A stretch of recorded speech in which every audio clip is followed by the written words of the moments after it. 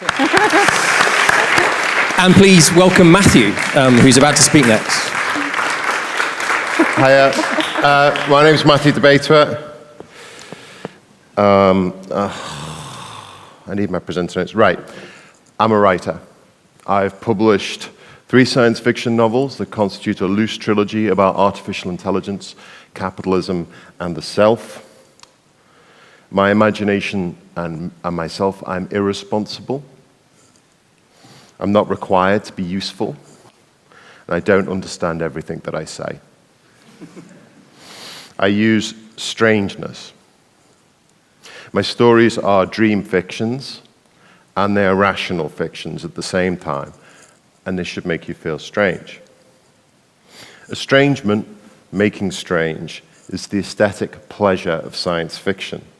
The movement is this: by introducing an element that is speculative into your world, and then immersing you in the text, it then delivers you back into your real world with this feeling of strangeness, this journey of taken away from the everyday. What I want to talk about today is I want to think of artificial intelligence as estranging. I want to think about artificial intelligence as an art and a technology at the same time. This is a quote from Al Benoit on his book Strange Tools that just informs my thought about what art is, right? I'm going to read out. Art is interested in removing tools from their settings and thus in making them strange. And in making them strange, bringing out the ways and textures of the embedding that has been taken for granted. A work of art is a strange tool, an alien implement, and we make strange tools to investigate ourselves.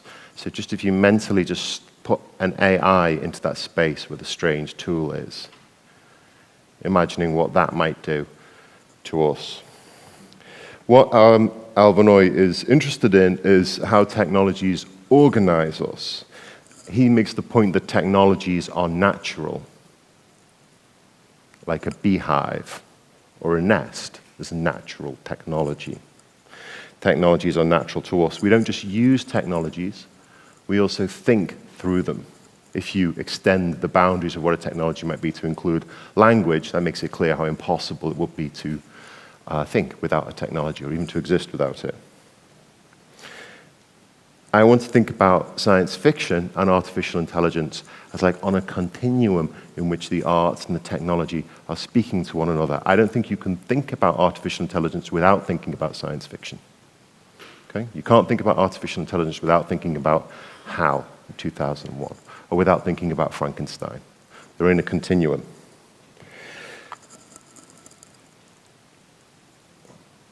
I also, as a science fiction writer, think about the novel as a kind of technology as well, for me.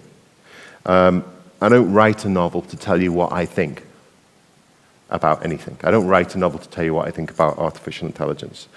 A novel is a way for me to think about what I don't know. A novel is an exploration. Particularly a science fiction novel, it has its roots in science with the notion of the hypothesis, which is where everything begins. A science fiction novel begins in the same place. What if, right? So the novel, it's not a didactic form. It's an exploratory practice. And it'd be about things that we might already know, but we need to think about in a different way. So because science fiction has so much strangeness within it, and science fiction and artificial intelligence are interwoven, AI will make the world and our place in it appear strange. It will put into view an organized activity in which we are embedded, but within which we tend to get lost. That organized activity is our relationship with technology. Interestingly, the clock is saying 0. Have I run out of time? My battery. That's good. But it kind of exemplifies, I guess, how I feel about technology, which is suddenly like, I have my own internal clock, and I don't believe that. I just believe this. I thought I was being interesting. That says not. Right. Yeah, so I think when we start to have AI, it will make the world appear strange, and it will put into view an organized activity that was hidden, that we are embedded within, and that is our relationship with technology. That once we start to use AI, its technology will become far strange, and we'll be able to see exactly what our relationship is with it. So just to summarize that little introduction, artificial intelligence is not solely a technology, it's also going to be an art. And art is not a tool, it is a strange tool. Okay. In 2018, I was one of a number of science fiction writers asked to speak to government agency DSTL, which stands for Defence Science Technology Laboratories. I was also invited into the Royal Society and various different other organisations that science fiction writers are not normally allowed into. DSTL, Defence Science Technology Laboratory, has a remit to anticipate and predict the future. They have two problems. One, the futures they predict never come about. And two, the government never listen to what they have to say about the future. Sorry, I should say politicians don't listen to what they have to say. Not all the analysts at the DSTL saw the value in having a fantasist like myself in the room. One of the analysts said to me, so she was giving a presentation on why we shouldn't have been there. And she said, as a scientist, I'm concerned with causality. And my training is in science. I'm only interested in cause and effect. I'm not interested in culture. I'm only interested in cause and effect. To demonstrate her point, she put a yoga ball on the ground and took up a soft toy. And she bounced the soft toy off the yoga ball, and it bounced off at an erratic but essentially predictable angle. What they did not anticipate was this. The soft toy was a clanger, one of the mice who live on the moon. So when I pointed out that she'd literally dropped a clanger, and her point in objectivity was lost because people were laughing, it kind of was the point that their blindness about culture, this is why politicians wouldn't listen to them, because they don't speak the language of culture, only the language of causality. Scientific discourse has historically sought to exclude bias, basically, through the creation of scientific culture. And this has been a wonderful thing, and it's promoted neutrality, objectivity, language like that. I think in creating AI, there is no neutral viewpoint. There will be no objectivity in creating it, applying it, living with it. Artificial intelligence, both narrow AI, which used to be called machine learning, and general AI, which is more our image of AI from culture, will not exist behind an airlock of scientific neutrality. I first realized this when I was sitting in on another symposium at Jesus College in Cambridge. There were some other science fiction writers invited along to be talked to by academic experts in machine learning. And we all spoke about contemporary fears about the technology. One academic in machine learning after another spoke about the neural nets they were working with and how they were trying to optimize calculation and setting its targets, setting metrics of success for this proto-AI, concerns that the AI may engage in resource competition with them. Optimization, targets, metrics, competition. And I realized that their vision of AI was they were going to invent an AI that was basically an embattled middle manager. In fact, their vision of an AI was indivisible from a Cambridge academic. Different cultures will create different AIs. Each AI will exemplify a particular set of beliefs and desires, and it will be fashioned as much by our cultural and personal unconscious as it will be by our economic remit to be useful. AIs will inherit corporate characteristics, a Zuckerbergian AI. There'll be an artificial intelligence with Chinese characteristics. There will be a US AI. I must use that as the title for a novel. As somebody who's irresponsible, I want to ask, must AIs be productive? Must they be workers like the robot? Why are we compelled to create technologies in the image of our bureaucracies? Must AI be optimized? The pathways in the brain that are optimized are the ones that run to the amygdala, your fight or flight response, the thing you need to know to survive. But there are much more circuitous neuronal pathways in the white matter associated with creativity. What do we miss by constantly optimizing? AI arrives at a historical turn in our culture. On the one hand, we have an evidence-based metric culture that I witnessed among the academics at Jesus College, and I'm sure we're all familiar with, what I call with my rather irresponsible artist's head, performative rationality. In performative rationalism, we speak of knowledge as emerging from data sets. We talk about surfacing insight, a metaphor that insists that in big data, insight is a bottom-up process of identifying patterns within complexity. Performative rationality is a cultural code. It rose to prominence alongside social media, because social media for the first time quantified human qualities that previously were unmeasurable, such as bullying and narcissism, social anxiety, the need for approval. These previously weren't data, they weren't part of capitalism, and they are now. Social media, social media is entirely monetized by promising a more accurate model of human behavior, a model that's so accurate that it can be used predictively. More than that, the feedback loops of our behavior and reward with social media incentivize us to fashion versions of ourselves to function in the world in our place. We have always had persona, but social media collapses the barrier between the private and public persona in a way that can make it difficult to distinguish between the two. If you take a walk in the forest and there's not a Fitbit to record it, could you have been said to have taken a walk at all?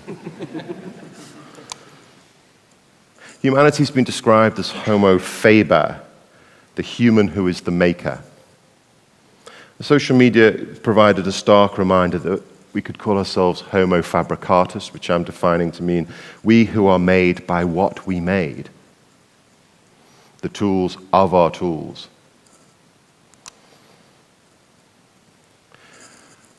This is a quote from the writer William Gibson. Science fiction is a means through which to pre-program the present.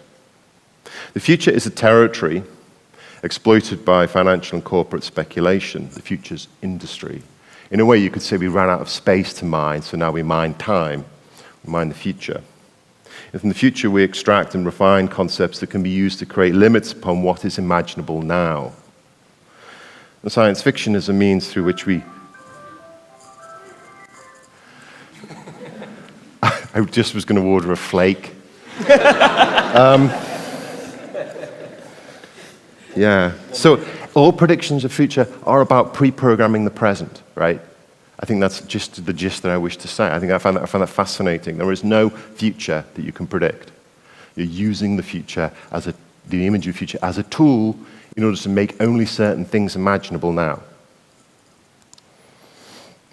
There is a yearning, in my opinion, underpinning the drive towards artificial intelligence, of which the futures industry is an expression, and it's a desire to create a predictive model of the world that will control complexity, in the same way that meteorology and climate models can predict the weather. AI will learn first to recognize the world, which is the process we're in now, then to predict it, and hence to influence it. In my debut novel, The Red Men, published in 2007, a company simulates in granular detail the citizens of a northern town, creating a model out of the big data that can be used to track the effects of government policy. The problem comes in the novel when Red Town gives results that oppose government ideology. And so some of its parameters have to be tweaked to produce the desired outcomes. Put like that, it doesn't sound like a page turner. Good. Models are coercive. Artificial intelligence promises more and more accurate models of the world, but this may merely create more coercive models. The model of the world presented to voters by Facebook during the American election, blah, blah, blah, Brexit vote, etc., you know that. But that was more coercive than previous media because it was so responsive and intimate to us. So it gave us an anticipation of exactly in a way, how more coercive our relationship with artificial intelligence may become. I think the opportunity in AI lies in getting it right next time. And one way for us to get it right, I think, is to ask the same questions of this strange tool as we might ask of an artist. You know, what does AI mean? How do we source data sets that ensure cultural diversity in the education of the AI? I mean, the AI is going to be educated largely on past precedent, and, human past is not a good place. How do we control which parts of the past we use in order to educate it? Which voices need to be heard in the development of the technology? This is crucial. And what are the responsibilities between the artist and the audience, the AI, the technologists and the users? And this will help us next time to avoid creating tools that limit freedom. Technologies that, the words of John Stuart Mill here, technologies that prevent the formation of any individuality not in harmony with its own ways, and compel all characters to fashion themselves upon the model of its own. Thank you.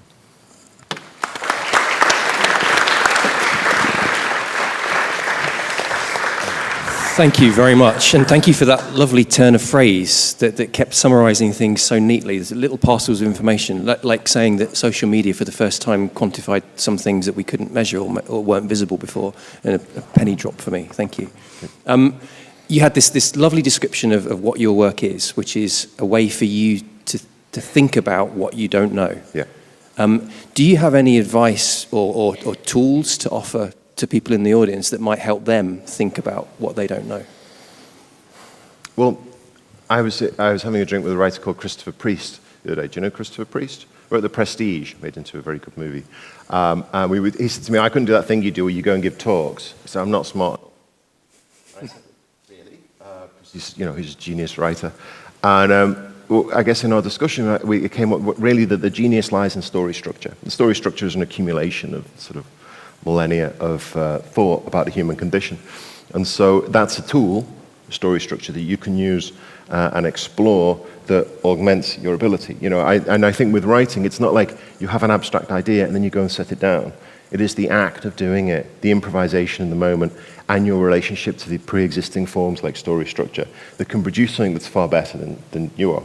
And so, as a writer, like when you meet a writer, it's really disappointing. Right? Because they're just never as good as their books, right? But that's because their book is a compressed form of time of them working on it for like 2 years. You're getting this best refined version of themselves, what they wish to, not themselves, but what they wish to put in the world. Whereas when you meet them, if it's me, I'll probably just, try and get you to buy me a drink and bum a cigarette off you. I'm going to come to the panel to chip in a second, but it struck me that you probably studiously avoided language that put you on one side of the fence or the other as to whether AI is inherently evil or inherently good. Should we be as worried as Elon Musk wants us to be? Be more worried about Elon Musk. And that's the simple answer. I'm much more worried about people. And, I think that it's people that, when we take these tools and it's our interaction with people that, particularly over time, it seems like everything gravitates towards being quite malign, which I think is to do with a lot of my novels are about very not good people trapped in irrational systems that give them no way of acting that's good. Right. Because I feel that often that's kind of my experience of life. And I love your point that different cultures will create different AIs as reflections of their own identities, which brings us all the way back to the first section. Yes, that's what I was thinking this morning. Yeah, absolutely. Thank you. Panelists, any other questions, any points of connection with your work? Can I ask a question?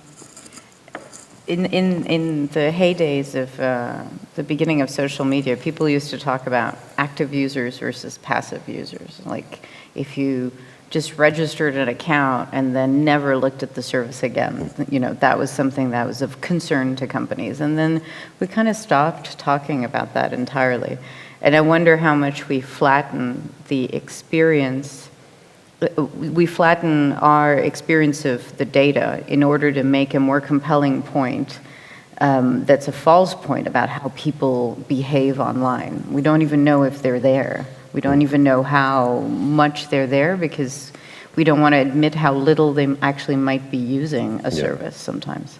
Like Fitbit, when they went public, would not actually say how many of the people who had actually bought any of their bands was actually still using it. They just went, oh, sales numbers. Sales is not use. So. I think the ethical question also is how much are you forcing people to change their behavior in order to produce the metrics that your business needs to thrive or appear as if it's thriving.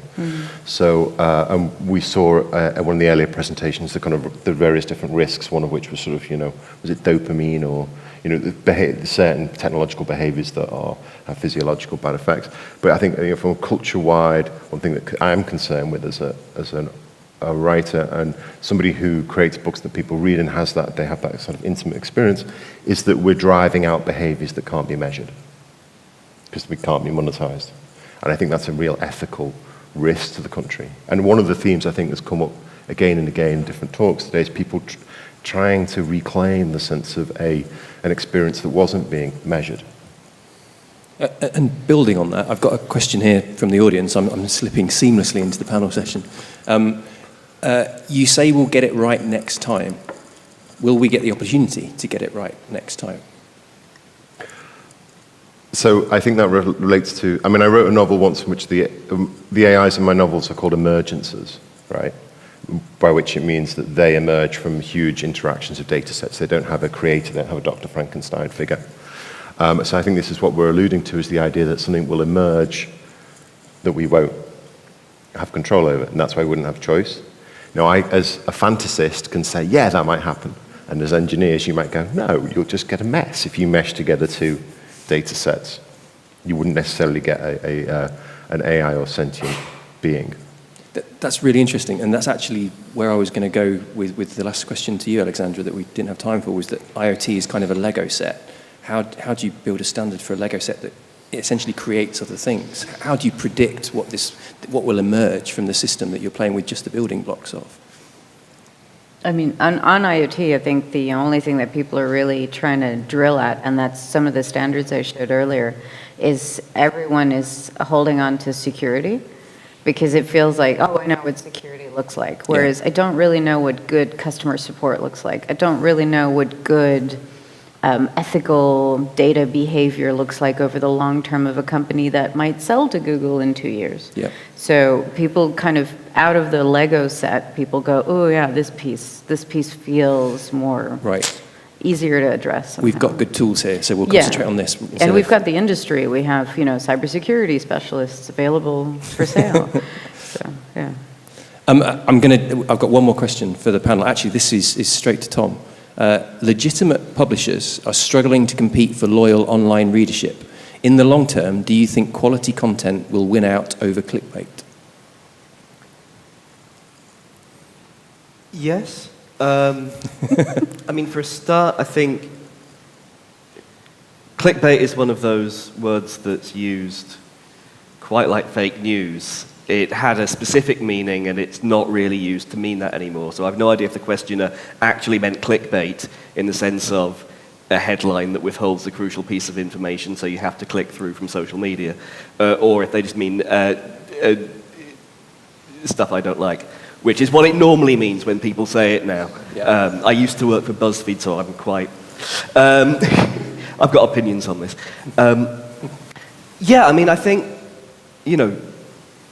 Sturgeon's law, 90% of everything is crap. That's pretty much always been the case and probably always will be the case. And I don't see any sort of way that this is going to change. The phrase was used, legitimate publishers, as though clickbait is not legitimate. I'd set the bar for legitimate in a far different place for that. Just because something doesn't have value, as you introduced yourself as saying, just because it doesn't match a certain particular standard doesn't make it illegitimate. And I think that, quality content is always going to be... There's a good, some quality content will not get read. This is just a thing that everybody knows. Sometimes you do something brilliant, nobody reads it, doesn't matter, okay, fine, move on. But we're humans. We look for quality. We enjoy quality experiences, and we always will do. I don't believe that our sort of cognitive biases that were being talked about earlier are going to suddenly switch and push us completely down one direction. I don't believe that no matter how sort of strong the the sort of the feedback mechanisms that certain forms of online platforms have, the sort of almost game-like mechanisms of like, oh, just one more go, just one more refresh of Twitter. Just one, I can do it. Like, no matter how much this, I don't think that's going to ultimately shift our desire to know and to understand and to be entertained and to see the world in new ways. So you sound generally optimistic about human nature, providing we have an open mind to the shifting definition of what quality I am, be. which is strange because I'm really pessimistic about human nature. I wish we had more time. Matthew in particular, thank you very much. There was so much there that I wanted to dig into. Please find Matthew and the other panelists during the break and ask them further questions. Please put your hands together for everybody and Matthew, who's not had a round of applause yet.